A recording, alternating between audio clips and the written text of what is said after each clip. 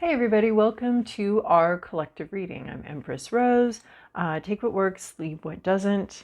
We're going to start off with some oracle cards. And I did want to say that, there it is, right there.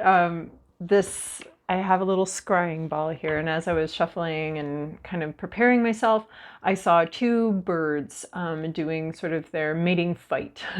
The in-flight, two large birds in flight, and sort of getting that joint coming together and joining together. But it's always very, with the birds of prey, there's like a life-death spiral that they do. It's very fascinating. Anyway, that's what I saw as I was preparing for this. Oh, these are upside down. So maybe you will see that this week out in nature, or maybe that's metaphoric for some situation. All right. Anything else? All right.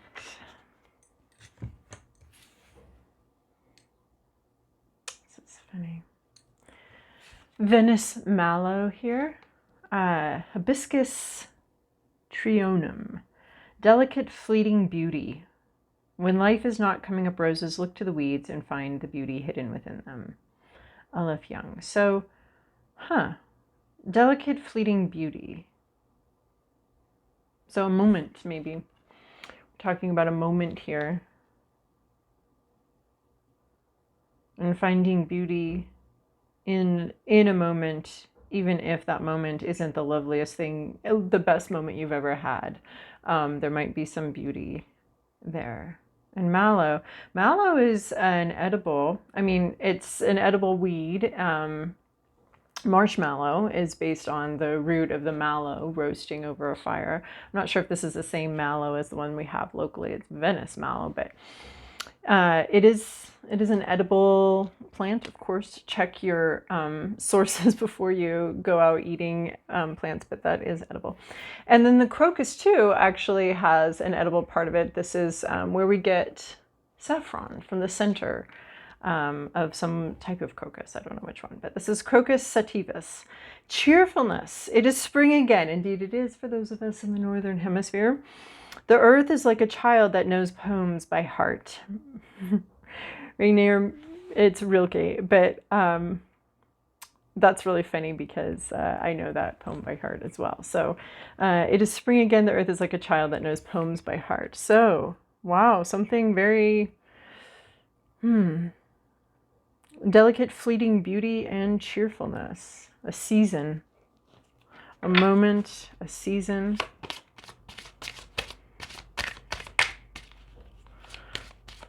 Two flowers that are also used to sort of sustain us, or at least add flavor to our lives. All right, well, let's see what else we get here. Oh. We have the light, which reminds me of the spring card as well. And things coming to light. This is like the sun card. Opening up. There's a vulnerability. There's like light shining into something. It's interesting too, because the day I'm doing this, or we've just had, the day I'm doing this, because I have quite a full week ahead of me. We've got an eclipse. I don't know if it's necessarily today, but it's this eclipse, and we're entering this eclipse era moment, a moment of lots of eclipses. So something coming to light.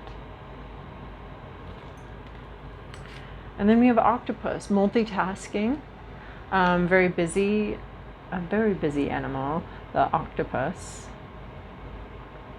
The octopus DNA is very interesting. It seems to be like a standalone DNA on the planet, which is needing to do a lot of things, multitasking. But I also want to touch on the emotions involved in multitasking. So there could be a lot of emotions that need to be managed. And a lot of things that I want to say need to be held on to and managed. There's also a sense of security that is being managed here as well.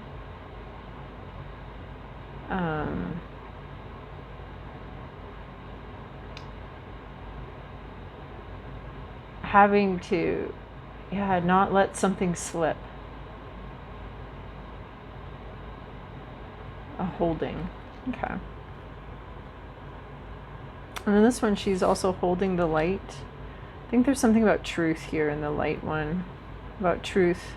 I think also needing to hold on to a truth. Even though there's a lot going on, there might be a truth that needs to be held on to. And the light, just with this cheerfulness, there's obviously a lighter, brighter vibe going on here.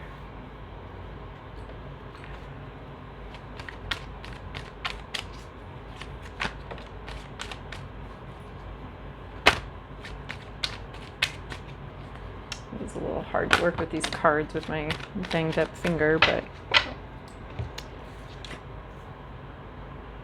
oh. All of my decks have like one card that I just don't want to see. I don't know what to do with it. I don't know, like, it doesn't ever come in as like this really nice, clear meaning. It has layers to it, and it's a little foggy. And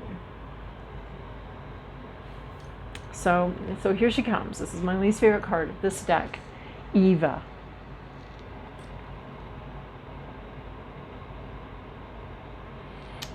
Oh, Eva, this is a snake in the garden.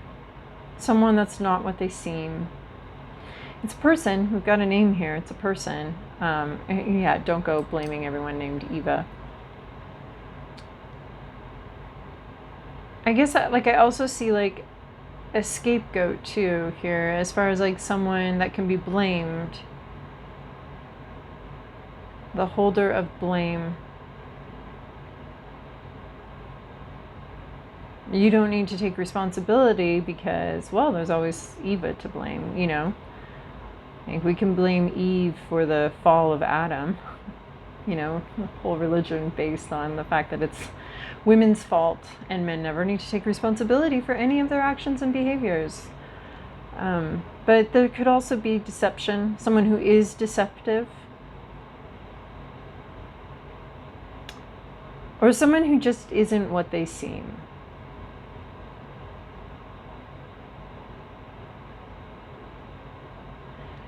Well, whatever it is, there's a snake in the garden. I want to say be grateful because you'll have someone to blame. That doesn't seem right. But, you know, it's like, well, there's someone to blame here for what went wrong, so that's good, you know? I don't think that is good, but it can feel good in the moment. Okay, we have the octopus here, too, right? She's looking like a very busy octopus. Maybe the octopus, someone who's very busy or preoccupied, isn't quite what they seem. And I can never quite be sure, like, is Eva, like, evil? Is that what we're calling her, Eva? We're calling her Eva because she's Eve, but then the stories I heard, Eve was just horrible.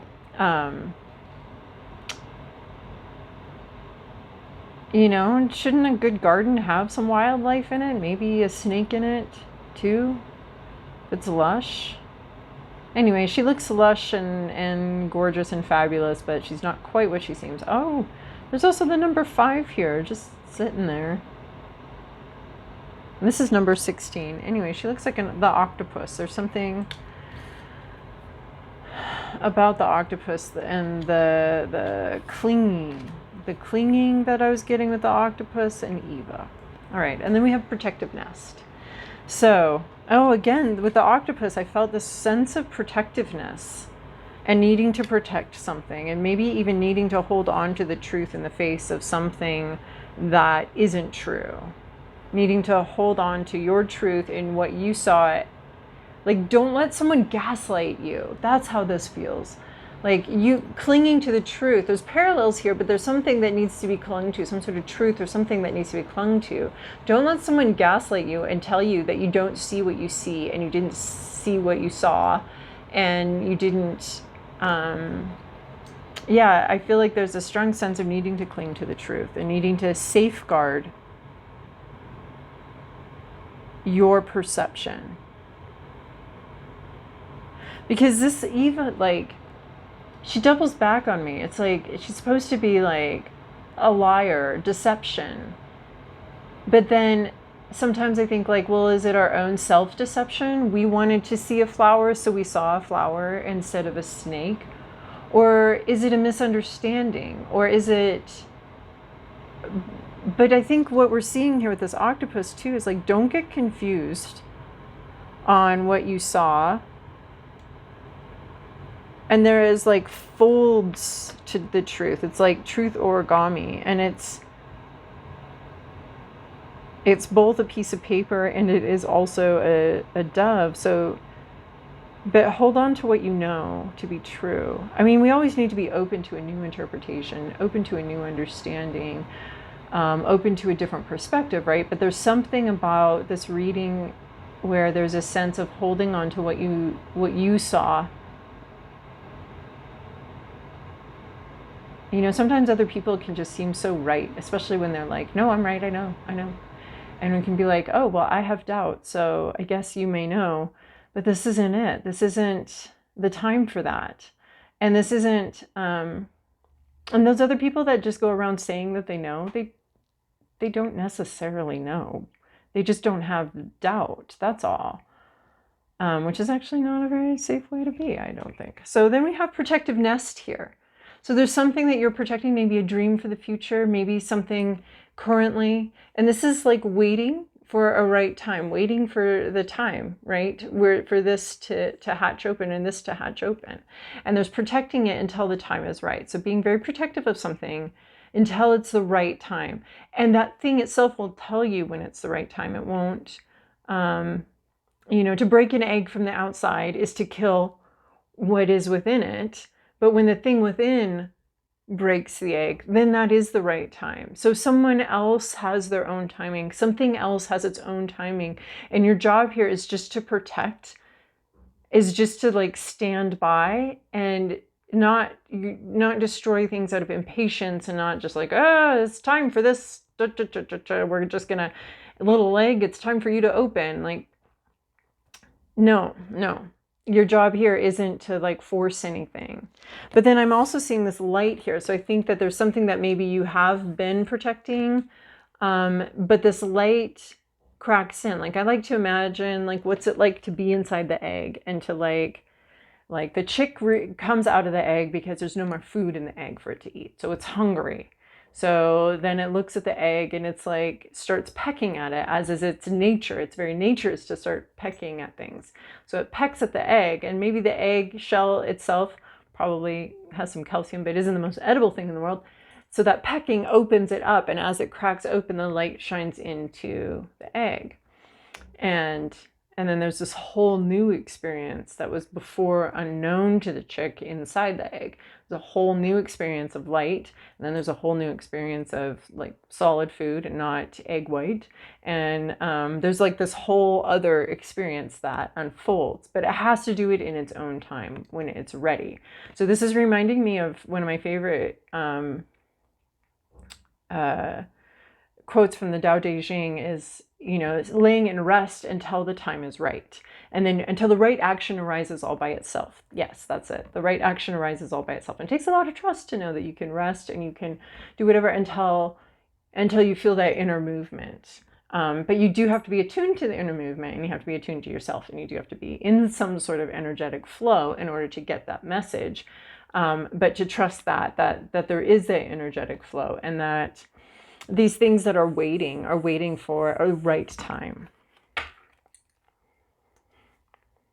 And so maybe even someone's like, this Eva is like now or never, and that's not true. Hold on to your truth. Hold on to your own sense of timing. But this protectiveness can be something, an idea that you're not really sharing. You're not sharing this. It's not out in the open.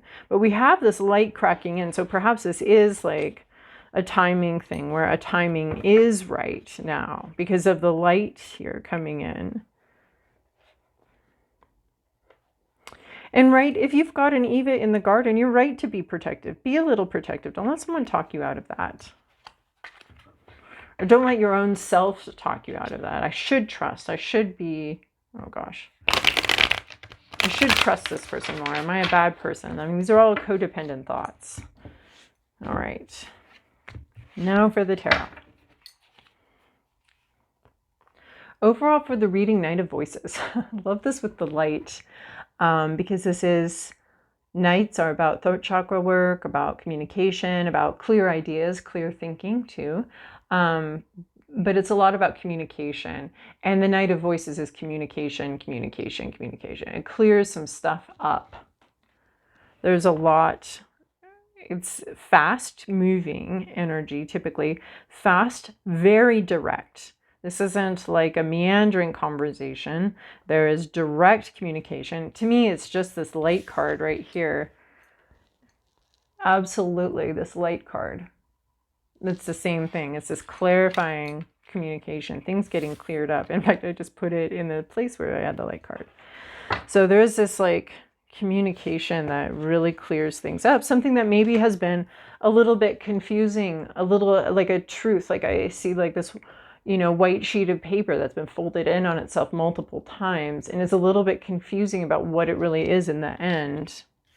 But I think that there's like some really nice communication coming in here. Or this is about that topic, that idea of some, right? Because this has created a lot of unclarity here, a lack of clarity. And then this is, we have the light and Knight of Voices, and that's just the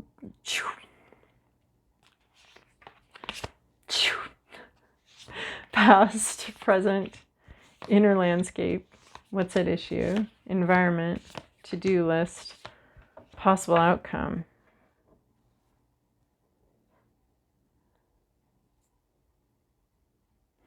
Lots of cups here. Lots of cups. Emotion.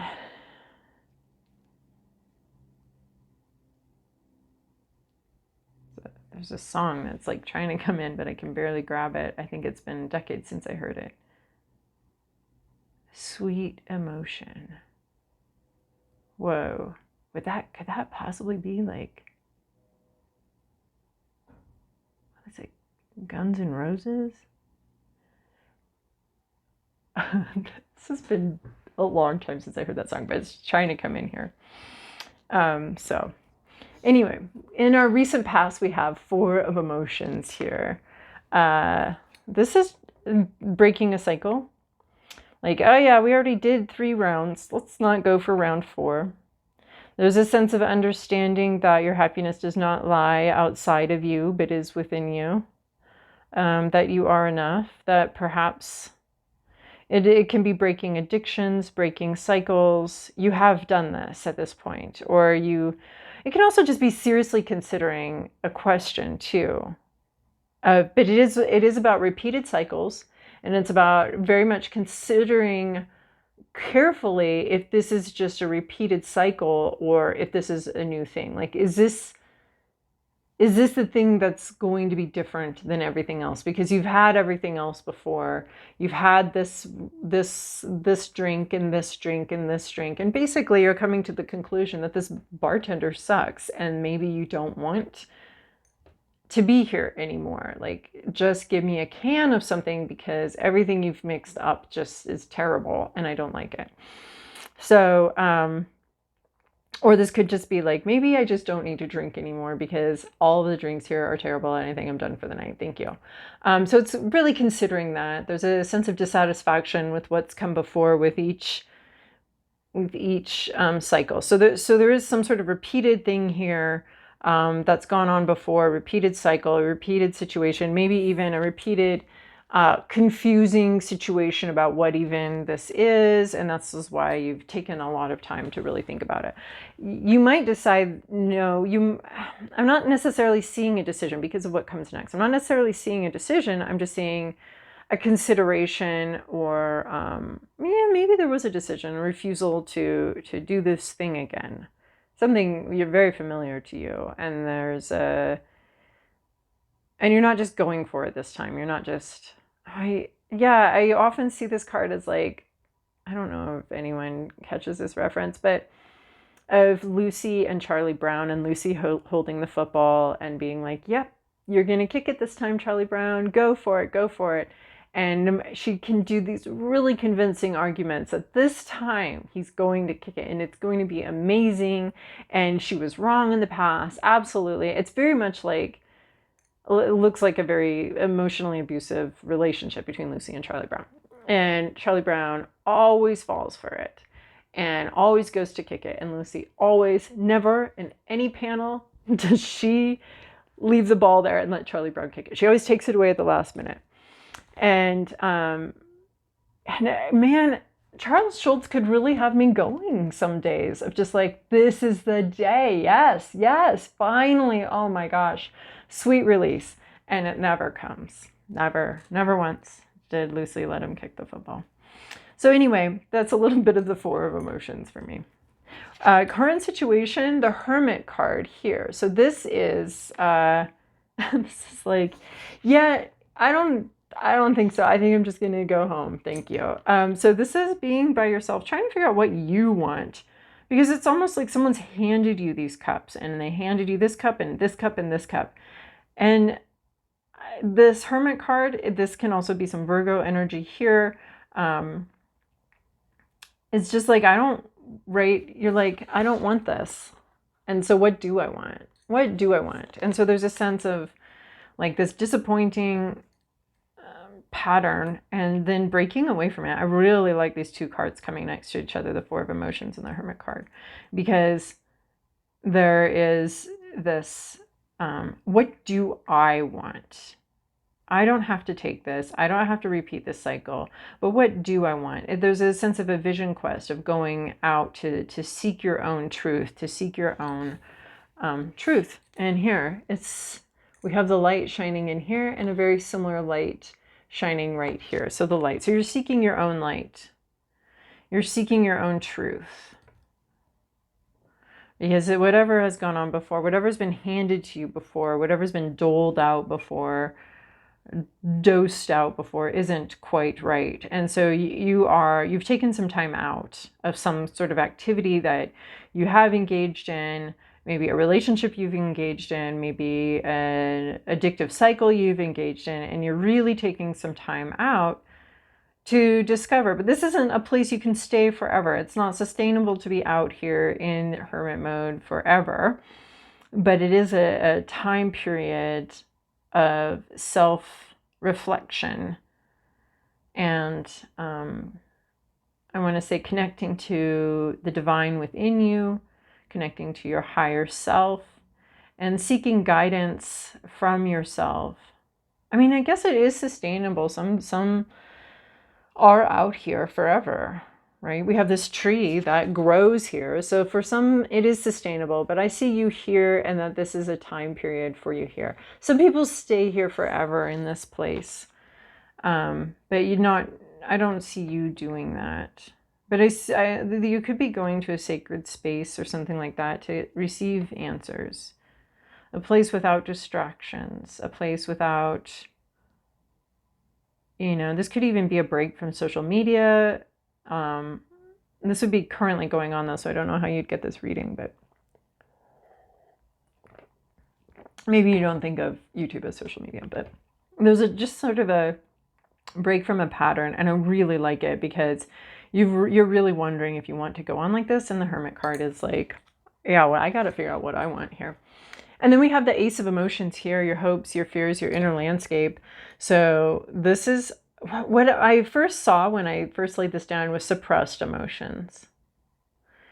But coming out of this Hermit card, I think you want to come out of this Hermit area, right? So this is your hopes, your dreams, your inner landscape. It could be your fears too, but Ace of Emotions doesn't look like fears to me. It looks like an emergence of something that's been submerged. But look, here is the desert.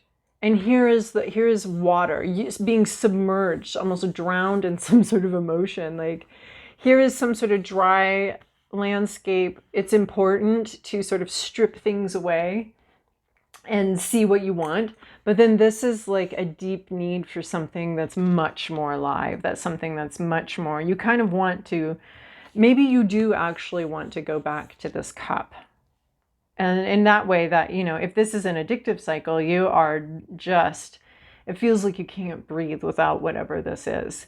And you want to maybe go back to that. You want this Four of Emotions. Maybe you do want that fourth cup after all, after some thought and maybe even some isolation. But it doesn't have to be that same situation. Maybe this is a totally different situation that you want, that you want to feel full of emotion. You know, here you're off in this Hermit energy, but there's something bubbling up to the surface that's just so full of life. It's not going to jive with this Hermit vibe right here.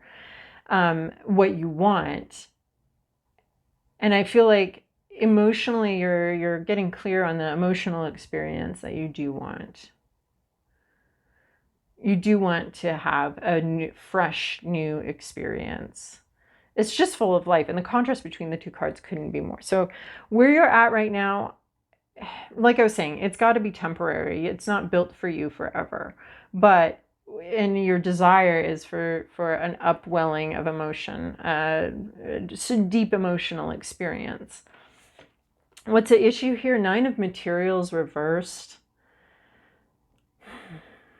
What is this other than not being successful at something? Not having money, not having been successful, maybe having gone hunting and not having retrieved anything. Coming back from, you know, a hunting trip without having bagged anything. You're just, the harvest has not been successful. So you might be in Hermit energy, maybe even not by choice. You're just, because this Nine of Materials in reverse looks like a lot of work went into something and nothing came of it. There was no harvest. I'm going to say a drought. There's been a drought. And you're longing for rain. You would really like some rain right about now. And yeah, maybe there was a time where you didn't want any rain. You did not want rain. That's enough rain. Thank you very much. Now you've been in a drought for a while though, and you're really ready for some rain because that drought is not helping things. Like it's not, we go from water, unsatisfying, water, desert, water, and then this like lack of success in something.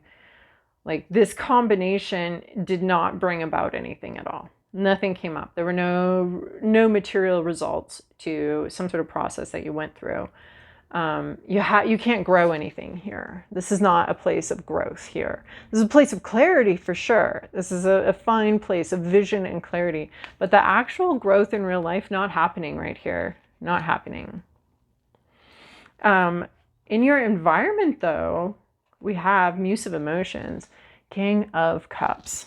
There is somebody here who's very emotionally mature. This can be a counselor, a therapist, someone that has been through it and knows the way. And people always say, like, you know, therapists are crazy, and some of them really are, and you do probably need to shop around. You might hit it on the first try, though, but at the same time, you do kind of want a guide that's actually been through this place before, right? Like, you don't need someone that's has never had a mental health issue moment day in their life. They've always been fine, and here they're going to guide you to it. They don't know what they're talking about or what they're doing because they have never had to. They were born on the mountaintop. They didn't have to climb there. So I don't know any of those people, but anyway, so your therapist should have a little bit of, should have a testimony of some kind of background of everything not having been perfect for them. Anyway, but Muse of Emotions, this could be anyone, male, female. professional, not, acquaintance, who really does have some emotional maturity. And maybe they have a message. Maybe they have some clarity. Maybe they've gained emotional maturity. What is it about this? Is it part of this Four of Emotions? Because it's dangerous for me as a reader, not knowing you and your situation, to say something like, yeah, there were three unsatisfying cycles. You have refused a fourth cycle, but here we have, but if this person's offering a fourth cycle, they mean it this time. This one is the one where Charlie Brown gets to kick the football. Like, I am having a hard time saying that. That might be true for a few of you, but the rest of you, like, let history be your guide. But people do change, and this Muse of Emotions is someone who's been through some stuff and has a lot of emotional maturity. They can handle their emotional liquor. They are able to handle things. So, and maybe you put that into this equation here of desert and ocean equation.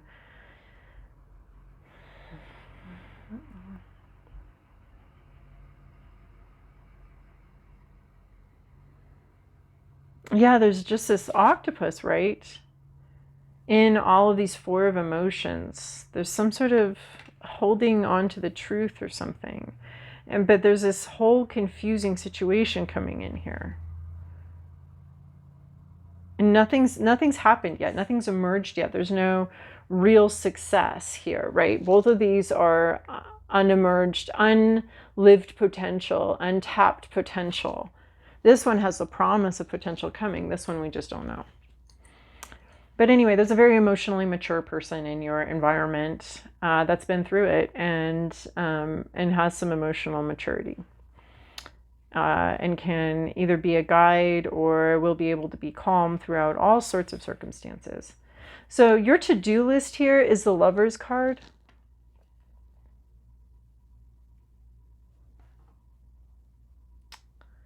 It is to make a choice, to make a decision, to go towards what brings you alive. And to not act out of fear, although it's interesting because fear is just an emotion and it can be a very informative one. We don't need to be tamping down our fears, ignoring our fears. They're there for a reason. I think it's interesting to look further into that reason. And we don't want to make decisions out of fear. We don't want to make decisions out of panic because they're not really decisions when we make them out of fear and panic. They're more like reptilian mind reactions, They're not actually decisions. So the Lovers here talks about being drawn to something. Being drawn to something. And there's a lot of growth here. This Lover's card, it is the desert and the ocean. Right? We have these lotus flowers. Where are they coming from? Here's the desert that these two are walking on. And they're being drawn towards each other.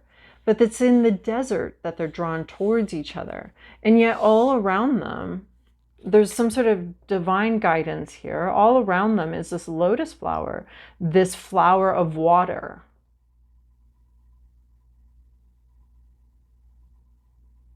And why is this flower of water in the desert?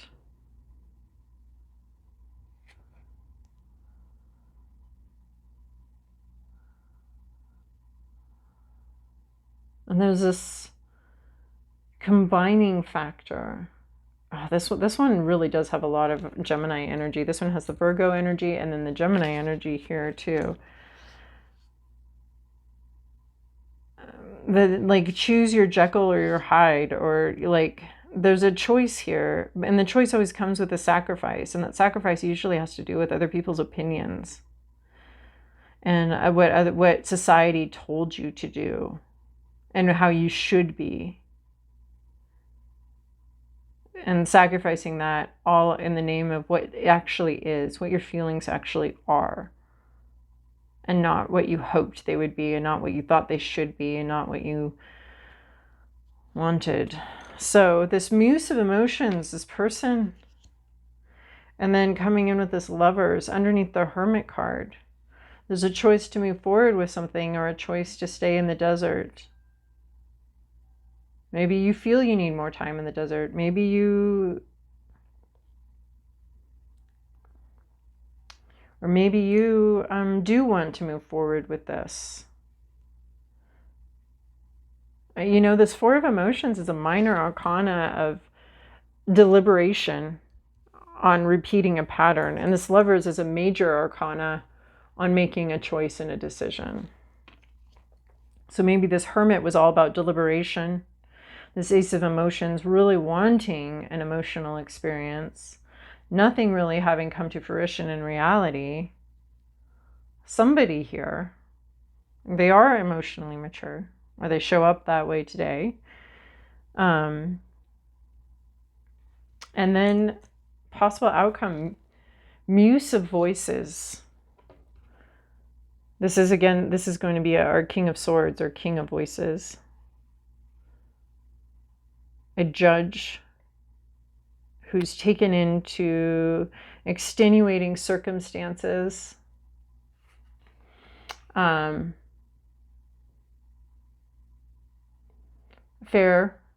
and not necessarily like the fairness that's just like, well, this is what the law says, but the fairness that understands extenuating circumstances. But this Muse of Voices and this Knight of Voices, this could be like a maturing of communication, a maturing of an idea, a maturing of a thought pattern. There's a way forward here. An intuition, flying on thoughts, flying on ideas.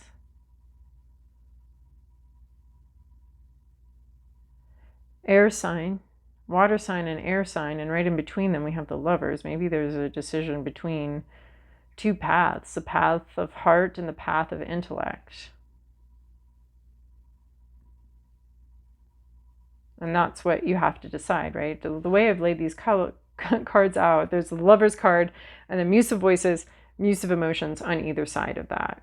And it does look like, oh my gosh, it looks like a bird. The way I just sort of instinctually laid this all out, it does look like those birds that I was seeing at the beginning. And there's these wings here, and two wings of the bird.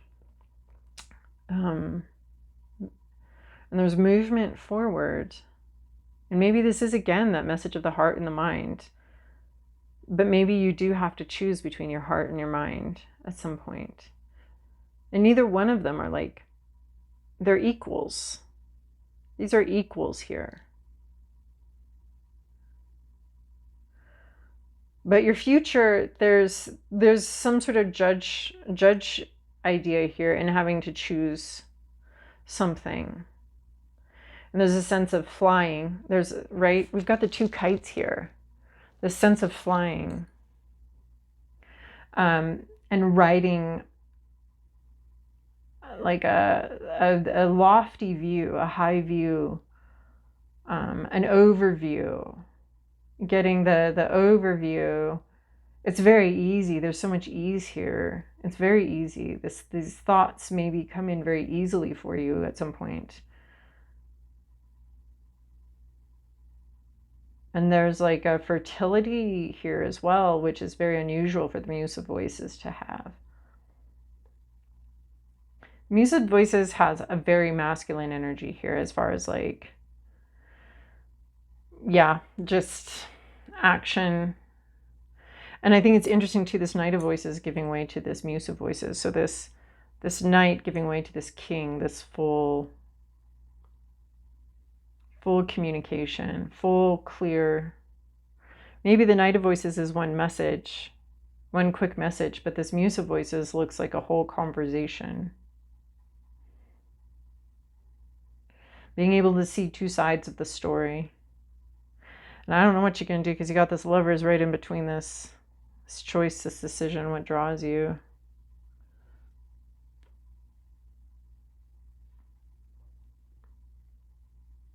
All right. Well, actually, let's get one more for the possible outcome here.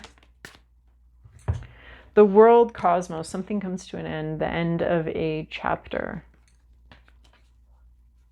the end of, yeah, a whole situation, a final closure, completed cycle.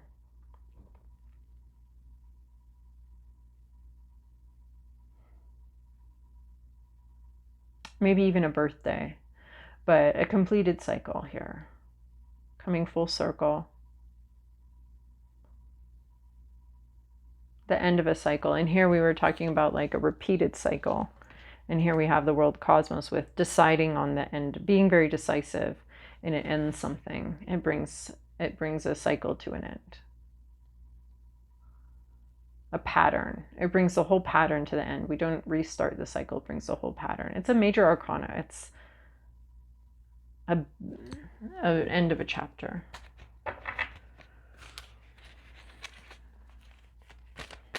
So we have being alone. We have the Hermit, the Lovers, and the world cosmos. Those are our major arcana here. So solo, and then having choices, and then some sort of chapter in your life coming to an end. I don't know why I'm doing this. This is not going to work with this set of cards. They're all a little beat up here. Well loved. Here, we'll grab this one. Plucky possum. Strategy, integrity, sensibility. Secretly strong and seemingly simple one, show me the way of strategic gameplay.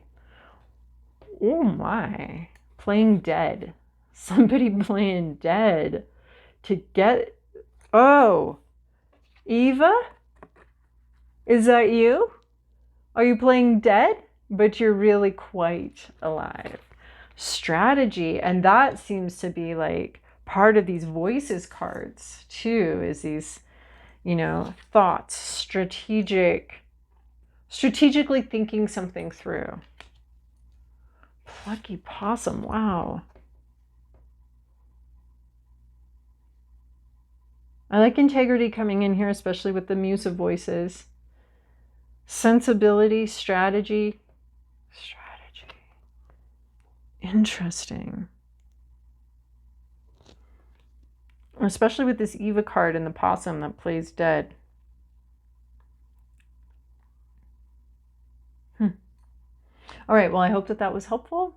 Thank you so much for joining me. This is actually our last reading in this place. So next time you see me, I'll be in a new space. I hope I like it. All right, ciao, babes. Love you. Bye.